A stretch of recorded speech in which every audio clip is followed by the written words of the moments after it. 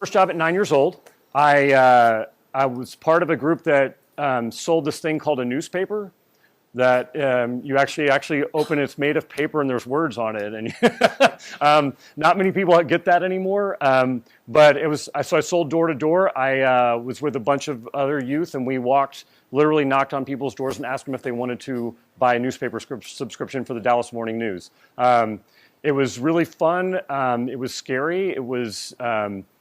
It was challenging, but it was really rewarding whenever you found somebody they actually bought from you, and then you actually made some money. And I could buy my baseball cards and gum and stuff like that with the money I made. I had my own business first business at 13 years old. It was one where I actually sold bubble gum in school, and that's against the rules.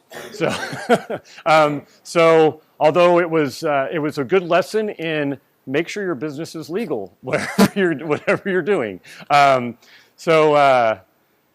college, I had many jobs. I went to the University of Texas here, and I sold pizza. I started my own computer company. I started my own recycling company. And those businesses had, a little success and failure, but the point is I kept trying and kept doing new ones and kept coming up with new ideas. So I graduated from UT. My first job, I got in the staffing industry, in recruiting, and I treated that first job like it was my own business. And I highly encourage you guys to treat whatever job you take, because whether you start your own business or not, most likely you're going to have a job at some point before or after you start your own. So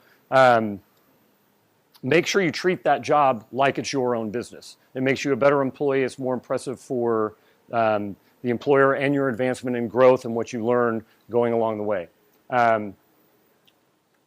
Let's see. So while I had my job, I did start other businesses on the side. I had a vending machine business, like candy machines, like you put quarters in and get candy out. And then after that, I started multiple businesses over the last several years, including High Five Inspirations. High Five Inspirations started a little over 2 years ago, and I'll tell you a little bit more about that here in a few minutes. And again, the most important thing is success and failure. Failure is, we're going to get into in a little bit, but it's not something that it's a bad thing. It's a way to learn. So a little bit more about me. I was born in Austin. I'm married with 2 kids. This is my lovely wife, Laura, who is in the yellow right there. We have a 23-year-old, and yes, 23, and an 18-year-old who's a senior in high school. So my hobbies are water. I love being in the water. The green belt, swing, skiing, whatever it happens to be. I used to be a big runner. It's part of the story you're going to hear in a minute. And golf, and I love music. I love singing. I love playing, or I love going to see bands and that kind of stuff. And then my 2 companies right now, Global Agility Solutions. We do business process automation. We basically take tasks that are tedious and repetitive, and we try to automate as much as we can, and the rest we do the manual labor piece on it. And then, of course, High Five Inspirations, which you guys are going to learn more about today. So first, let's talk about what is entrepreneurship. All entrepreneurship is identifying a problem, coming up with a solution, and then figuring out how to get somebody to pay you for that solution. So we all of us everywhere in society, we all exist somewhere on a socioeconomic line, whether it's you're very poor, very rich, somewhere in between, whether where you come, where you live, the geography of where you are, your religion, your health, your family, all that contributes to where you end up on this line. And the thing is wherever we are on this line, the world that we see and the world that we live in is somewhere around here.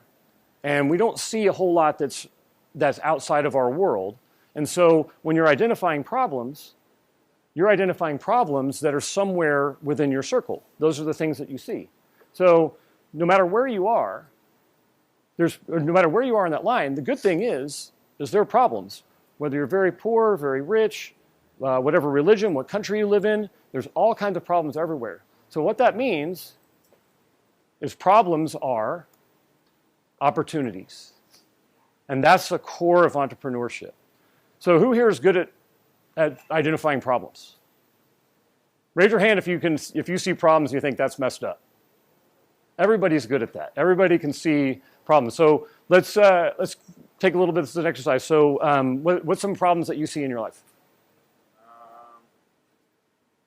Just in my life,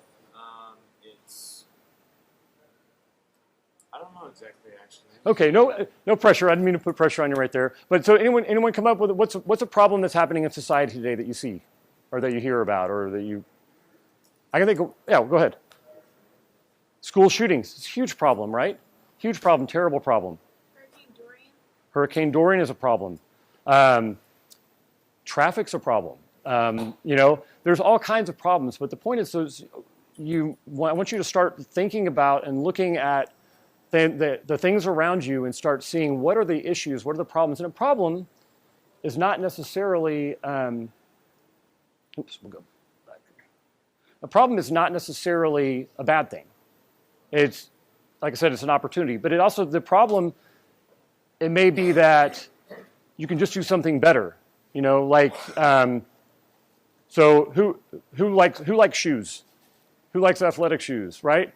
So the way shoes have gone over the last decade or so, the technology that's gone into shoes, we don't have the problem that we don't have shoes. We have shoes and they work, but the technology that's gone into shoes with the ergonomics and the comfort and the speed and making them lighter weight make athletes faster and be able to do stuff like that. So the problem may not necessarily be a huge negative. It just may be improving something out there. So I'm going to tell you, before we get into these high five facts, I'm going to tell you a little about how High Five started, because I think it's a really neat story. So a little over 2 years ago is when I came up with this idea. And it started from 3 different points in my life. Like I told you before, my first job was in the staffing business and recruiting business. So I had talented people that would come in and apply for a job, and they had made mistakes in their life. And they had gone to prison. And when you have a felony and you've been in prison, it's very, very difficult to find a job. But these people had gone to prison, had served their sentence, and had talents and were trying to come out and contribute to society. And nobody would hire them. It was very difficult. And I thought that was wrong. And I didn't know how to fix it. I didn't know if it was a problem I should even be trying to fix. But it stuck with me for a long time. And this goes back to the year 2000, when I had a very talented engineer come into my office, and he had made a big mistake, and he got busted with a bunch of drugs, and he went to prison for 1.5 years. And he came out, he was clean, and was ready to go to work. And this is a guy that would be making, with his skill set, would be making $150,000 a year. So a very talented person if he hadn't made that mistake. And no one in Austin would hire him. So one lesson, don't get in trouble. But if you do, I wanted to figure out a way to make it so those people had another opportunity. So that was the beginning of High Five. So this idea started 19 years ago. And then I'm also a runner, like I've mentioned before, and I've run a couple marathons and some half marathons. And one of the things that always got me through, especially when you're on after mile 22, things get really, really hard. And so one of the things that got me through is the people on the sideline cheering you on and high-fiving you. And so the second marathon I ran, I was not in shape for. I wasn't prepped for it. I wasn't ready. And so I got to mile 22, and I go, I am not going to make this thing. I am not going to finish it. My hips, my knees, my ankles, everything was killing me. I could barely run. I was actually running like this, not even really running anymore. And I thought to myself, all right, well, I don't know if I'm going to be able to make this whole race, but at least I can make it. I can run and high five that next guy. And then I saw the next guy down there. I go, well, at least I can make it to him. So I took all these little steps of just running to the next high five, and I literally ran the last 4.5 miles running to the next high five. So I thought, man, high fives are really powerful. And there's studies that we'll talk about in a minute that show that. But high five is like, okay, there's something with this. I got to figure out something to do with this high five thing. And then about 3.5 years ago, I started going to and coaching and judging at pitch competitions. And so what you saw Kat and Catherine do today was basically pitch their business idea. And so these pitch competitions are entrepreneurs from all over the place come in and they pitch their idea and they try to get people to invest in their business and give them money so they can actually run it. So I started doing that, and I did it, my first one at South by Southwest 3 years ago. And it was for the international pitch or international accelerator, and it was people from all over the world and from all different types of areas and identifying different problems that I would never even think about. So it really sparked a desire in me to go help entrepreneurs do this. So it started out, the idea was, okay, I'm going to combine this high five thing with helping people coming out of prison and teaching entrepreneurship. So my original idea was to teach entrepreneurship to people coming out of the prison system to help them start their own business when they can't find a job.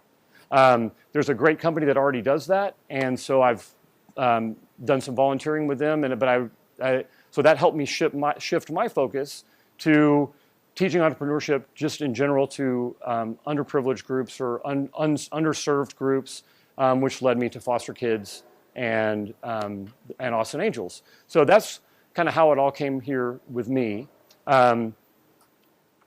So some fun high five facts. There is actually a National High Five Day. It's the third Thursday in April. So we just missed it, but in the spring, try to remember third Thursday is High Five Day. The high five started in a baseball game when outfielder Glenn Burke high-fived Dusty Baker after a home run in 1977, and that was the very first high five. And so I was telling you before, there's all these psychological studies and proof that that high-fiving and human interaction, that kind of stuff, actually has its own energy and creates emotion and excitement and everything. So when I go teach I do a high five presentation and speech to businesses and stuff like that, and we talk about the small wins, the little wins, and those are the little high fives that when you have something positive in your life happen, whether it's school, athletics, work, whatever it happens to be, you take those little milestones and you celebrate those because you build on top of those to get to the big milestones and the big celebrations and the big important things that really have impact.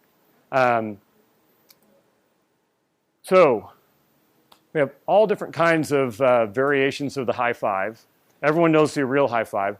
Laura, you want to come up and help me? So wait, stay right there. So first we have the air five, or the Y5, when you're not close enough for somebody to do it. Of course, we have a double high five. We have variations that have come along called like the fist bump. And the exploding fist bump, of course, which is... All right, do you remember the rocket? Okay. So we're gonna high five. Okay, you're just gonna do the high five, and you're gonna go like this after the high five. Okay, ready? Okay. Oh, no, you do the high five. Oh. That's the rocket. So the selfie, if you're all by yourself and something great happens and you need to give somebody a high five and no one else is around, that's right. It's also called clapping, right? Oh yeah, I like this. And the turkey five, this is my personal favorite. All right, so you're just going to do the regular high five. See, like turkey. And then the squid. Ready for the squid? Okay, you're going to do... I don't remember the squid now. Okay, I think it's like this. Do high five. No, you just keep it still.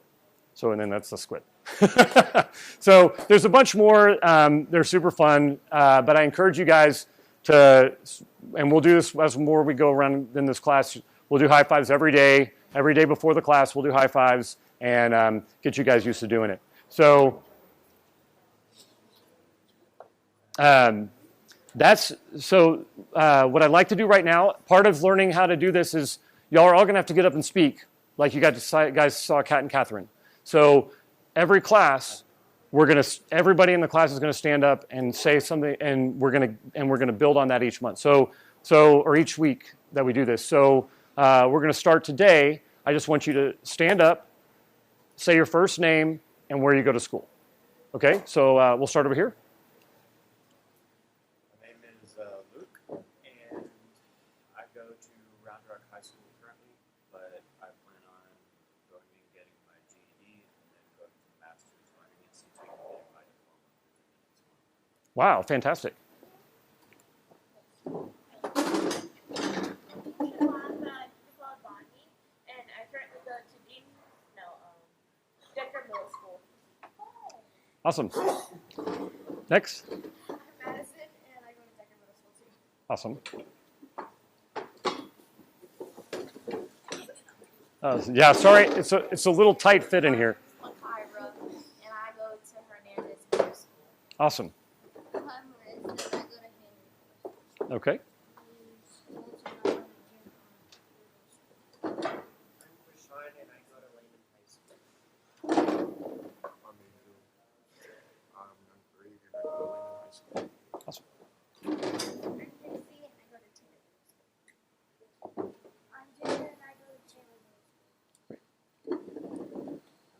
I'm Alea, Go to where? I do. Great. I'm Allie, and I go to Dawson Middle School. Frankie, and I go to Sales. Awesome.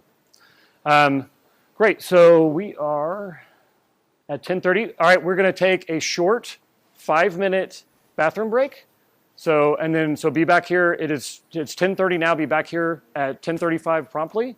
Or you're welcome to sit here for a minute, but I'll give you guys 5 minutes to go use the restroom or whatever you need to do. Entrepreneurship journey. So there's no excuse that's good to not do something. And so I decided, all right, I don't care that I don't have the money right now. I don't care that I don't have the resources that I really want to have to make this work. I'm just going to do it. I'm going to start it, and we're going to see what happens. And so I did, and now it's very successful, making lots of money. My other business is doing great, and that was a 2-year journey. So the story is much better, and much when instead of going, hey, here I had a lot of money and I started this cool business, I started with 0. So they're looking at a business that started at nothing. And now look at it. We've got, y'all are the 3rd class that's starting. We have 17 people that are taking it this semester. We've got all kinds of great materials and speakers and everything. So no matter where you are in your financial or your whatever stage of life you're in, don't use that as an excuse on not to start something.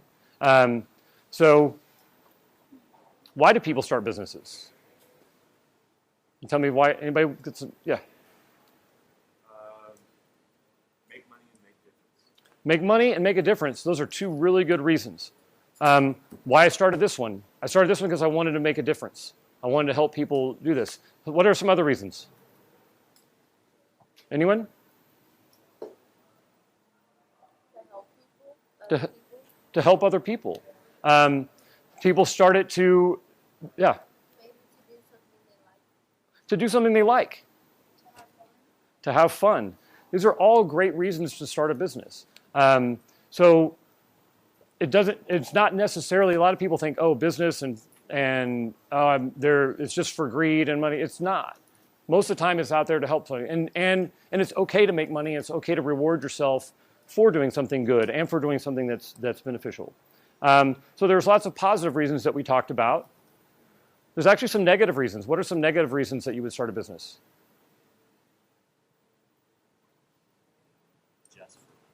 Just for money. For power. Yeah, so I don't want you to think that all businesses are out there are good, but I don't want you to think that they're all bad or most of them are bad. Most of them are started with good, positive intentions that are trying to do really good things and by good people. How many businesses can people start? As many as they want. Now, so currently I have 2 businesses. I highly recommend not going beyond that. I've had 3 and 4 at the same time, and ask her how much time I got to spend with anybody else in the family. So it's important to balance your time well and not get yourself too distracted on other things. You're going to have lots of business ideas, and you're going to want to do them all, and there's going to be time to do all of them. Just do them one at a time, or two at a time.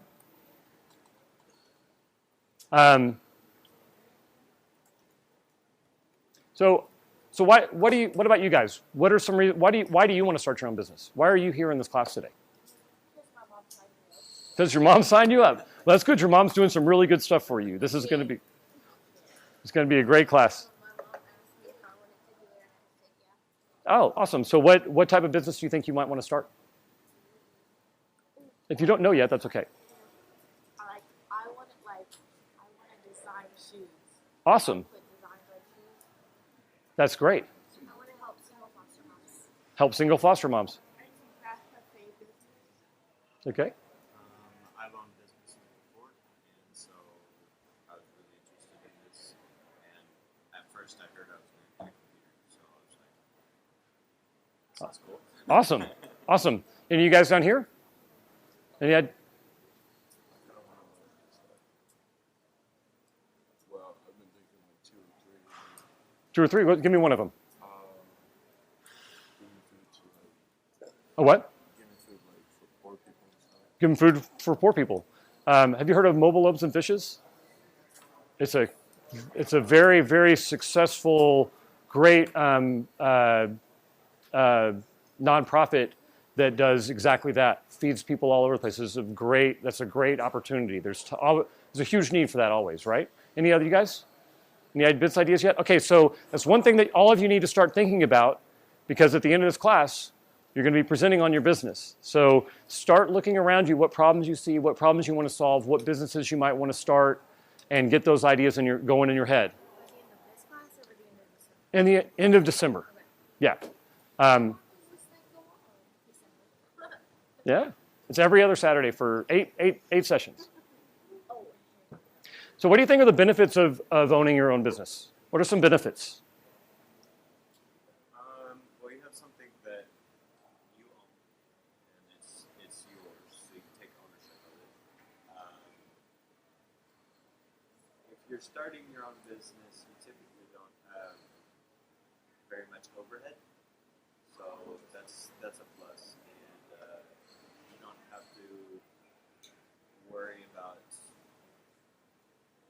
the corruption of a business. You can make a direct difference in that, and you can make money, and you can make a difference whatever way you want. That's great. What are some other benefits? Anybody ever have any benefits you think about owning your own business? Yeah, helping people. Making a difference. I mean, we've heard a lot of that in the room today, right? Making a difference. This is your opportunity to make a difference when you start your own business. Some other benefits are you're in control of your time, right? So I get to, owning my own business, I get to set my own hours. Now, one of the problems is I get to pick my own hours. I just picked all of them. I work all the time. So that's one of the benefits. But one of the benefits of some of the benefits of not owning your own business is you don't have that responsibility for profit. Or, I mean, you have some, but you don't ultimately responsible. Like one of the big responsibilities and challenges of owning your own business is you're in charge of other people. If you have employees, you're in charge of making payroll and paying them their salaries and making sure that they're able to take care of their families. And that's a huge responsibility. So what are some other challenges you think of owning your own business? Any other? Yeah? Getting it started. That's actually one of the hardest things. I know people that have wanted to start their own business over and over and over again. And the hardest thing to do is actually take the step and actually start it and step through that door and make that commitment to go. It's one of the hardest things in just about anything is to take that first step. Hiring people is a challenge. Nobody is going to care about your business as much as you do. So no matter how many people you bring on board and how many people you bring and hire to help you, You can have some great employees, but no one's going to care as much as you do. Meeting people you don't like. Sometimes you're going to be around people you don't like, or that you have conflicts with, and conflict resolution is a very important thing in business because you're going to have them. When you have people together, you're going to have conflict. Commitment and perseverance is yes. So I don't know what the statistics are today. I can't really remember, but there's a huge number of businesses that get started that fail. I told you guys I've had several businesses fail. I've had several businesses be very successful. So one of the challenges is failure and how you deal with it.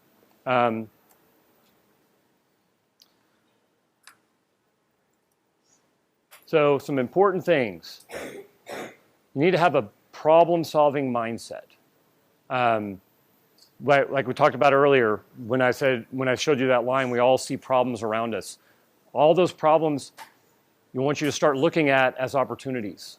We all have problems in our lives. Everybody has them. Nobody cares about anybody else's problem.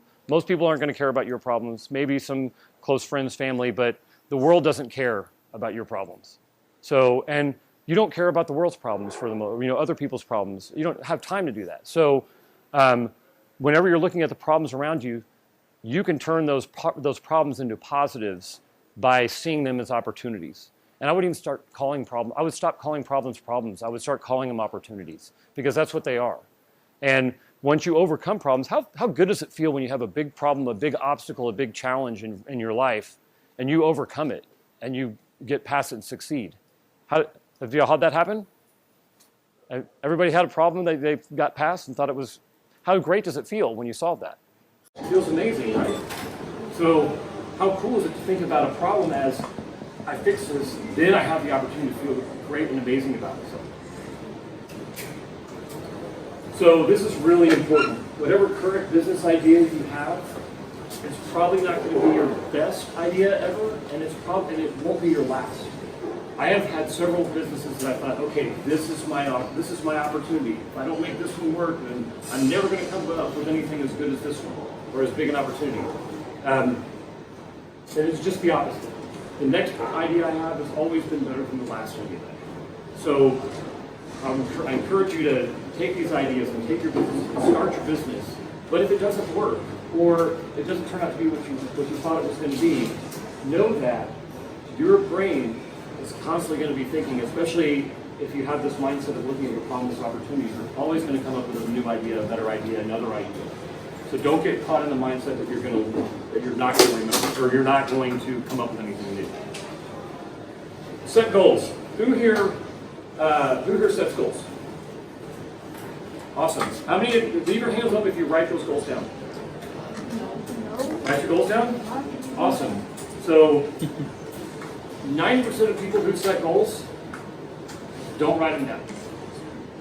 And the people who do write them down have a 90% better chance of achieving those goals than the ones that don't write them down. So part of the reason you want to write these things down is you want to hold yourself accountable. A lot of times people are afraid of failure and you don't want to fail, and you don't want people around you to know that you fail. So you have to make sure that you find some level of accountability for your own goals. So I'll give you an example of me with High Five. I wanted to start this thing, and I told you I went through all these excuses of why I shouldn't start it. I don't have enough money or whatever it happens to be. And what I decided to do, I was at a networking group that I go to, and there's 50 or 60 people there. They're peers and friends of mine. And I stood up in front of all these people and I said, I'm going to start High Five Inspirations. It's going to do this. And here's my logo. Here's everything. And I threw it out there in front of everybody because I needed somebody else to hold me accountable. And if I say it out to the world, then the world is going to hold me accountable. Yes. So that's a good question. So I hired a designer who was actually in the Philippines, and so I said, here's what I want something to do with High Five. I need it to be the hand something. I need something to do with hand. And so he sent me back several ideas. The original one he sent back, the fingers were all pointy. And so I just basically changed the fingers to curve, make it look more like a hand, and this was what it came up with, and I love it. So yeah, it's the 5. I'm super happy, but this is a great example of I use somebody else's skills that I'm not a good artist, I'm not good at this kind of creative piece of how it looks, so I went out and got help. And there's all kinds of resources, and as we go through this and you guys need resources, I can show you how to do that.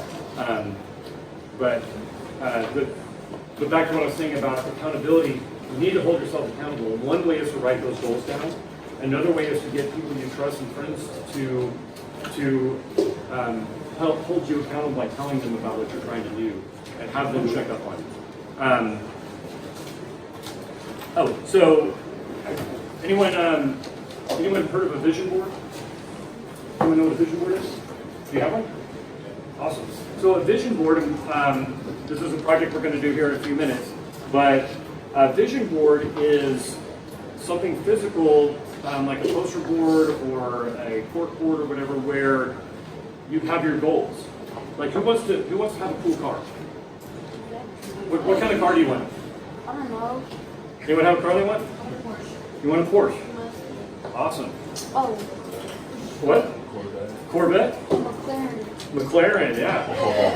Huh? Blue Honda CRV. A Lincoln. Nice. A Honda Hybrid, Rick. Range Rover.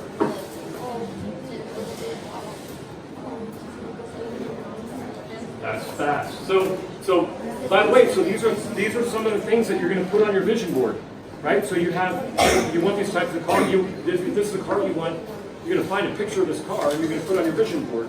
And you put your vision board where you can see it, so you constantly have that goal and that vision of where you want to be and what you want to be and who you want to be is always in front of you. So in a few minutes, we're actually going to start. I'm going to give you guys some poster board and some magazines and stuff like that, and we're going to start working on your vision board. The last thing in here, and the important thing, is to take action. So many people, like I said, sit on their idea and they find excuses on why they shouldn't start it. The most important thing is to take action.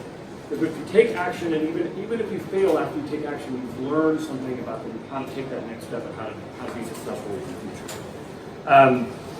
Don't be afraid to make mistakes. I've made tons of mistakes. And what you do is you just learn from those mistakes. How many people have tried to tell you that you shouldn't do something, and it took you doing it yourself and making that mistake to actually learn the lesson? Right? Yes, everybody, right? Our parents tell us, please don't touch the stove, you're going to burn your hand. And until you actually touch the stove and burn your hand, you don't know how bad it is. And so learn from those mistakes and learn from those failures, because they're going to help you not make the same mistakes the next time around. Okay, so now we're going to get into some famous quotes. These are some of my favorites. Anybody know who this is? That's a human. Are you sure? It is a human. So if something is important enough, even if the odds are against you, you should still do it. So, anyone know who Elon Musk is? So Elon Musk, have you heard of Tesla? Yes. He made it. He started Tesla. Have you heard of SpaceX? Yes. He started SpaceX. He's very innovative, and it's like, and this quote is great, because even if the odds are against you, if it's something that's worthwhile, you should still do it. You'll see. You wonder who this is? Bill Gates.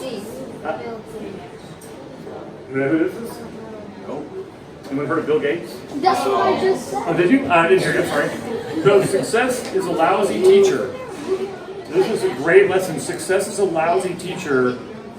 It seduces people into thinking that they can't lose. So how many times have you gone through life, done something in life, and like, oh man, everything's going so great, I'm so awesome, and then the bottom falls out? Yes. So when you're successful and successful and successful, you get blinded. It happened to me.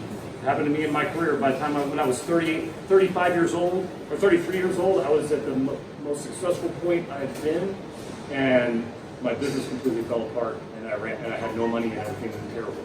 So I never thought I could lose, and I wasn't paying attention. So now what do I do? Things are going great. I'm looking for what are the possibilities that can screw this up. How can I screw this up so I don't make those mistakes? Anyone know who this is? Oh, sorry.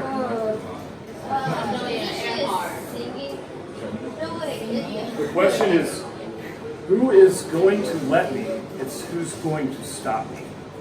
Ayn Rand. So she's an author.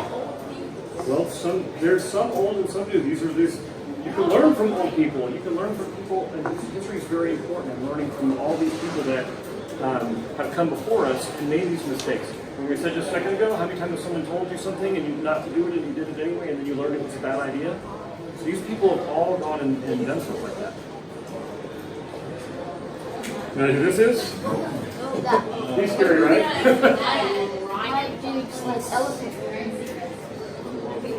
Yep.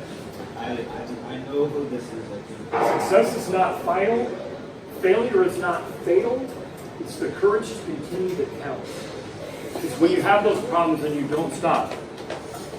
Winston Churchill. Anne Marie. Isn't that bird that was blind? Yes. Yeah. Helen Keller. So this is, again, I love all these quotes, but this one is great. Character cannot be developed in ease and quiet. Understand what that means? Character cannot be developed in ease and quiet. Only through experience of trial and suffering can the soul be strengthened, ambition inspired, and success achieved.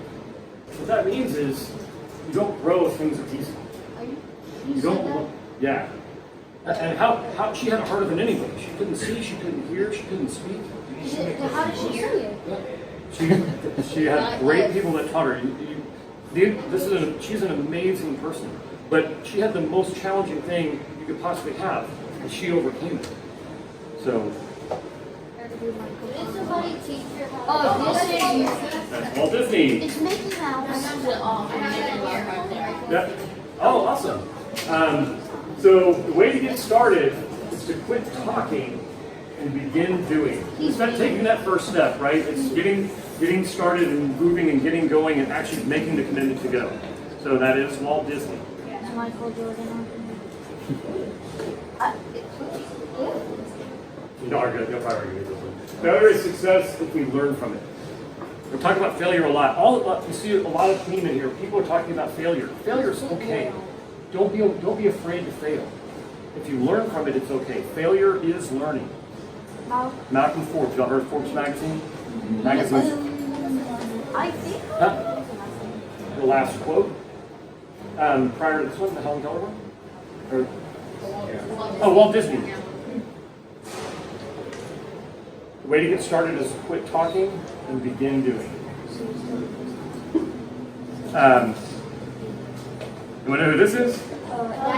Isn't he a wrestler? No. But he does look like one, doesn't he? So don't be embarrassed by your failures. Learn from them and start again. Anyone knew who Richard Branson is? No. Y'all heard of Virgin Records, Virgin Airlines, Virgin Atlantic, Virgin Mobile? What is Walt Disney? It's just his brand. We'll get into branding as we go. So branding is very important, and he's done a very, very good job with that. I never lose. I win or I learn. Huh? No? Anyone? Yeah? That's not Obama. Is that This? Obama? No. Nelson Mandela. Anyone knew? Oh, you didn't say it? Oh. She said Offset. No, Let's keep it, guys. Offset. I don't know who that is. She looks like a person from Parks and Recreation. Y'all should know who this is.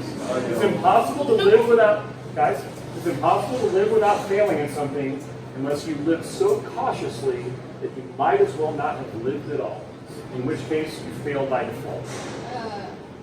You understand what that means? Basically, you're not, if you live your life always being scared to do something, you're cautious and afraid to take a chance, saying it's not. You're basically not living. It's not worth it if you're not going to take that chance. Anyone knows who Oh J.K. my Rowling God, is? she wrote Harry Potter. She wrote Harry Potter. And No, she didn't. Yes, she I thought did. it was a boy. Yeah. This is elephant. Okay. Here's another old one, but you probably have heard of this. I know. I have not failed. I've just found 10,000 ways it won't work. You know who it is? Yeah, this guy's great. You know who It's invented the on light the bulb? wall. Huh? Thomas Edison. I knew that. Michael Jordan. Who's this? No, wait, but he also has another good He's one. on with Space Jam. No, that's how you know that. He is on Space Jam. He's also a real basketball player. Yes, I failed over and over and over again in my life, and that's why I succeed. That's on my. So Michael Jordan's my all-time favorite basketball player. I played basketball in high school. I taught high school basketball, and Jordan's the best basketball player of all time. It is right. Sorry, go. There's another one. You mean Michael B. Jordan? Yeah. No, I said Michael Jordan. Yeah. Oh, I don't know who the other one is. This is the only one I know. Michael B. Jordan. Is, So, if you guys want to write this down, here's my contact information. It's probably in your book, actually. If you guys have any questions about anything, if you want to bounce an idea off me, or anything like that, I am a resource for you, and you're welcome to contact me at any of these. High Five Inspirations but this is actually my other email for my other company. But because I check this one way more often. Which one? wait. Well, yeah, I have to have all of them. Part of it. I do. Yes. We have homework. Huh? We have homework. Yes, you do have homework. Fine. It's easy. Will we have homework? You're gonna have homework. Look, What this isn't hard homework. It's just Oh, and it's this fun is homework. easy. Here, yeah. What you're gonna do is you're gonna start looking at problems, find 2 or 3 problems that you want to solve. So this is the start of building your business idea. You're gonna find a famous quote from someone you admire, and next week you're gonna share that quote of who it is and what it is and what it means to you. So and then what's the last thing on there? Start your vision. Oh, start your vision board, right? So we're actually going to do that today.